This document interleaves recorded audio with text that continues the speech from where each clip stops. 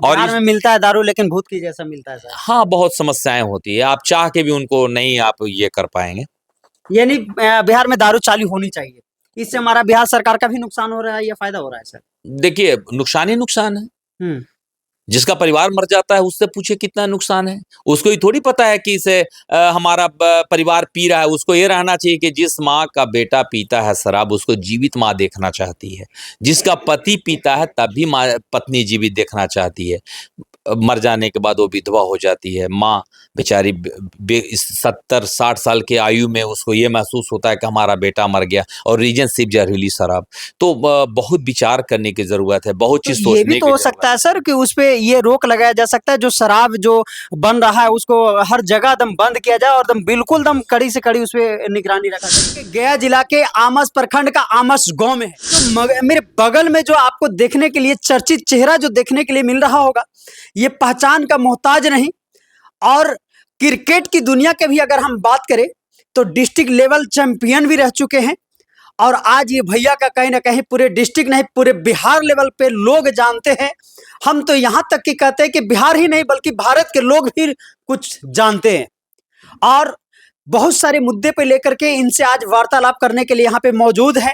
जैसा कि आपको ये भी हम बताना चाहेंगे कि भैया के माध्यम से अभी जो है से जन सुराज पार्टी जो है से गठन हुआ है 2 अक्टूबर का ही इसी मंथ जो है से गठन हुआ है, जिसमें इनका भी रोल उसमें भी बहुत ज्यादा निभा रहे। तो पहले सर हमारे चैनल में आपका बहुत बहुत स्वागत है। बहुत बहुत धन्यवाद, आपने समय निकाल करके आप आए हो। आपका चैनल को मैं बहुत दिल से धन्यवाद देना चाहूँगा।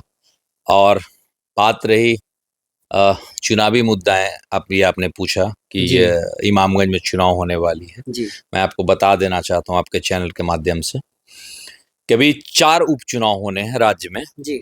चारों में विधानसभा चुनाव लड़ेगी जनसुराज, और चारों जगह उम्मीदता हमारी टीम वहां पे चुनाव जीतेगी। जिस तरीके से माहौल बना हुआ है परिवर्तन का, लोगों की सोच बदल रही है, विचारधाराओं से हर चीज प्रभावित होकर के लोग जनसुराज को समर्थन कर रहे हैं। तो हमारी दावेदारी सबसे मजबूत होने वाली है। मैं आपके चैनल के माध्यम से स्वस्थ कर रहा हूँ।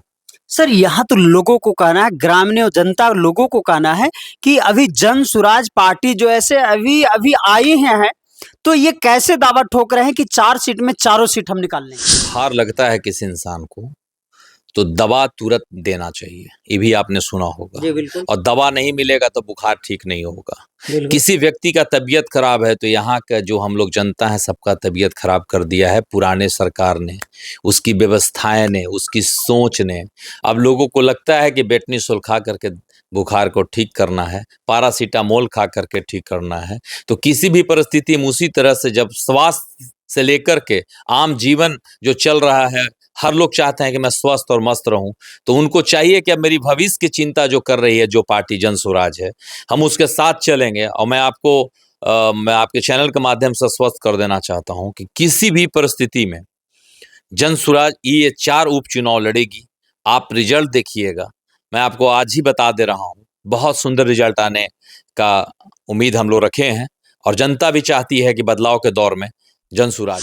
हमारी तैयारी मुख्य रूप से एक अच्छे कार्यकर्ता के रूप में सरघाटी विधानसभा से चल रहा है। अच्छा।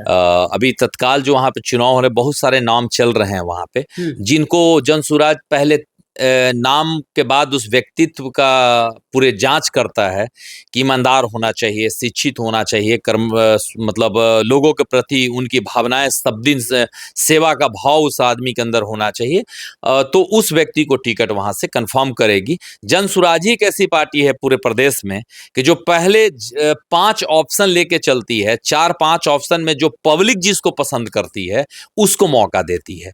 तो इमामगंज में भी वही होना है, बेलागंज में भी होना है, और भी 2 विधानसभाएं हैं वहां भी वही होना। चारों विधानसभा में चयनित लोग जिसको पब्लिक कहेगी कि नहीं अगर इसको मौका मिलेगा, इस व्यक्ति को अगर मौका आप देते हैं तो जनसुराज वहां से जीतेगी, तो उसी व्यक्ति को मौका मिलेगा। अभी नाम काफी चल रहे हैं, 5-6 नाम आए हैं, तो उनमें विचार चल रही हैं। जो जिसका अच्छा कार्य होगा, जो लगेगा कि नहीं आगे पार्टी का मान सम्मान बढ़ाते हुए विकास के कार्यों में अपनी श्रेष्ठता देगा, उसको मौका मिले। सवाल है सर, वहाँ पे नक्सलवादी क्षेत्र है, डुमरिया है। बहुत सारे ऐसे गांव मोहल्ले, ऐसी जगह है जो अभी तक के रोड नहीं बना है, पुलिया नहीं बना है, जिसके वजह से बहुत सारे स्टूडेंट बच्चे लोगों को नदी पार करके जान पे जोखिम डाल करके और मतलब नदी पार करके पढ़ने के लिए जाना पड़ता है। तो वहाँ के ग्रामीणों लोगों को कहना है कि जब तक रोड नहीं तब तक वोट नहीं। क्या कहना चाहेंगे? देखिए, बिल्कुल सही कहना है। जिन पार्टियों ने देश आजादी के बाद सत्ता को संभाला, किसी ने 20 वर्ष, किसी ने 40 वर्ष, किसी ने 15 वर्ष, अपने सत्ता के माध्यम से लोगों को आज तक एक रोड, सोचिए कि देश आजादी का कितने वर्ष हो गया, आज तक कहीं पे जाने के लिए रास्ता की सुविधा है, बिजली नहीं है, स्वास्थ्य की व्यवस्थाएं कमजोर पड़ी है। तो भाई क्यों नहीं पूछेगा?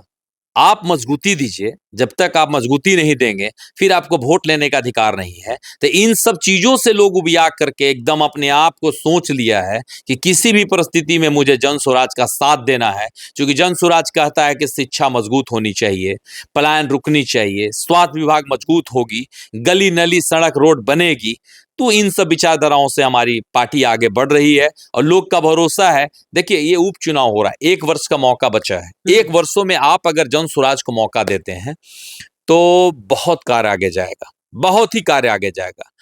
आप 1 वर्ष दीजिए, फिर अगला आप 25 में होना है विधानसभा, तो 25 में आप ये 1 वर्ष के कार्यकाल को आप जब देखेंगे, आप अगर मुझे मौका देते थे इन 4 मतलब ये जो उपचुनाव जहाँ पे होना है विधानसभा में, तो आप एकदम निश्चिंत रहिए, किसी भी परिस्थिति में वो आपको स्पष्ट दिखेगा कि जब 1 वर्ष इनको मौका दिया तो इतना अच्छा कार्य किया, तो 5 वर्ष मौका मिलने के बाद कितना अच्छा कार्य करेंगे। अरे अभी फिलहाल जो है से गरीब संकल्प सभा जो है से जीताराम मांझी डुमरिया में कर चुके हैं, इमामगंज में कर चुके हैं, बांके बाजार में हाल फिलहाल गरीब संकल्प सभा कर रहे हैं और वो दावा डॉक्टर संतोष सुमन ठोक रहे हैं कि हमारे पीछे कोई, मतलब हम हर हाल में निकालेंगे वहां इमामगंज विधानसभा से सीट। क्या?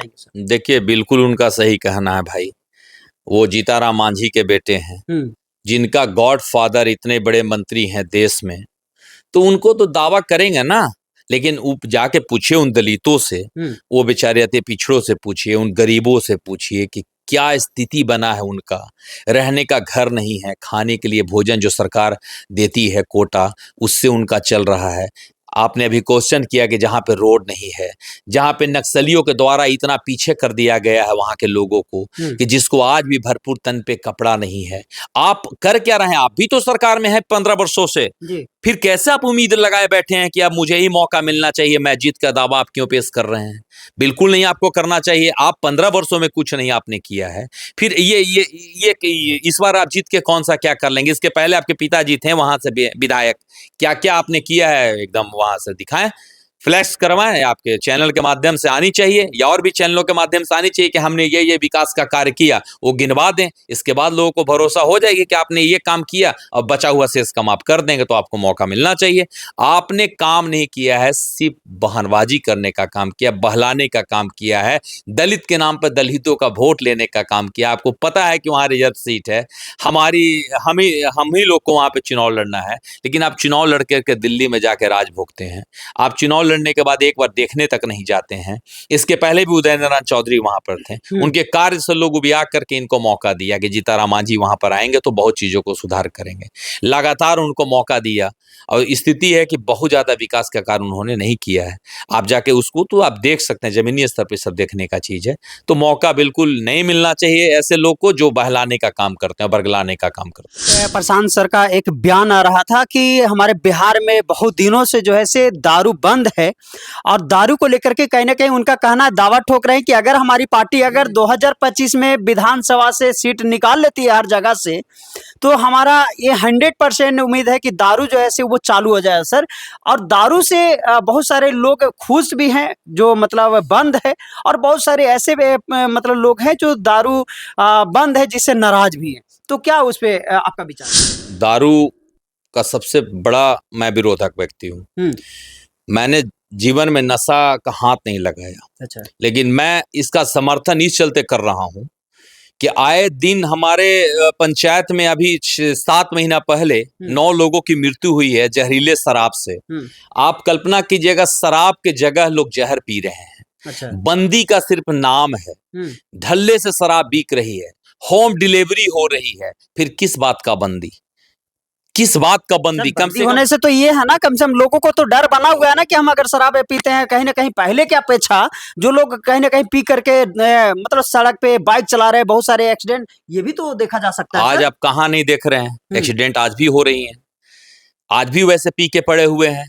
पुलिस एकदम उबिया चुकी है उन लोग को उठाते उठाते, अरेस्ट करते करते। अरे आप एक दलित को उठाते हो, वो बेचारा दिन भर थका हारा अगर एक घूंट शराब पी लिया और शाम में कोई मजबूत लोग थोड़ी पकड़ाता है। आप तो देखते होंगे कि जब भी आप थाना में देखिएगा तो बेचारा गरीब गुरुबा जो लेबर जो दिन भर खट के जाता है, 2 पैक पी लिया और पीने के बाद उसको पुलिस अरेस्ट कर लेती है, 7,000 जुर्माना है। जो 300 रुपया कमाने वाला व्यक्ति 7,000 कहाँ से लाएगा? मुद्दा यहाँ उठता है, स्थिति खराब हो रही है।